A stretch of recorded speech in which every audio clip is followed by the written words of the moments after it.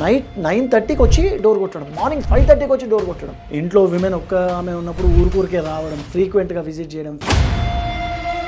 నేను పే చేయలేకపోతున్నా, నేను జాబ్ మారినా లేకపోతే రీలోకేట్ అయినా, నాకు ఒక 3 నెలల నుంచి నాకు జాబ్ లేదు, అబ్రప్ట్గా నన్ను జాబ్ తీసేసినారు.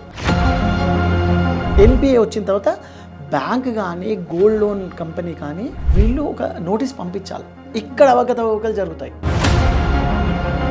పర్సనల్ లోన్ కట్టలేని పరిస్థితులు ఉంటాయి, అసలే చాలా హై ఇంట్రెస్ట్లు ఉంటాయి. ఇది personal loan is very risky. Security ఏం లేదు అమ్మడానికి. చెక్ బౌన్స్ కేసులు చాలా ఉంటాయి, చాలా పెండింగ్ ఉంటాయి అని కూడా విన్నా నేను. ఒకవేళ ఆ డబ్బులు కట్టకపోతే ఇంప్రిజన్మెంట్ కావచ్చు. డబుల్ది పేమెంట్ ఇవ్వండి అని చెప్పి కోర్టు ఆర్డర్ ఇస్తుంది.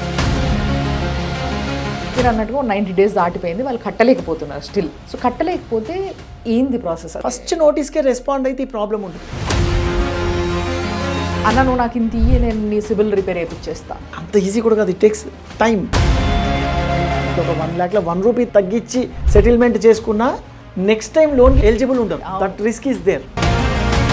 లోన్ వచ్చే అవకాశం ఉంది, తీసుకోండి. మీ క్రెడిట్ కార్డ్ ఇప్పుడు 50,000 ఉంది కదా, 1,00,000కి చేస్తాం, 2 లక్షలకు చేస్తాం.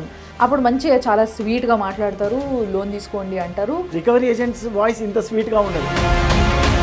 ఇప్పుడైతే నాకు తెలిసి గల్లీలో ఒక 100 మంది ఫైనాన్సర్లు అయ్యారు. ఆ 100 మందిలో ఎంతమందికి ఉండొచ్చు అంటారు లైసెన్స్? Not even 1 or 2%. అంత దొంగలే. ఇట్లా అంటే లోన్ వస్తుంది కాబట్టి, ఇట్లా అంటే క్రెడిట్ కార్డులు వస్తున్నాయి కాబట్టి ధన కొంటున్నాం. What is my income, what is my payout అనే సెన్స్ లోన్ తీసుకునే వాళ్ళకే ఉండాలి. చట్టపరంగా కాకుండా బియాండ్ వాళ్ళు ఏం చేసినా చాలా మంది ఏంటంటే ఏదో ప్యానిక్ అవ్వడం, ఆత్మహత్యలు చేసుకుంటారు కొంతమంది ఈ ప్రెషర్ తట్టుకోలేక.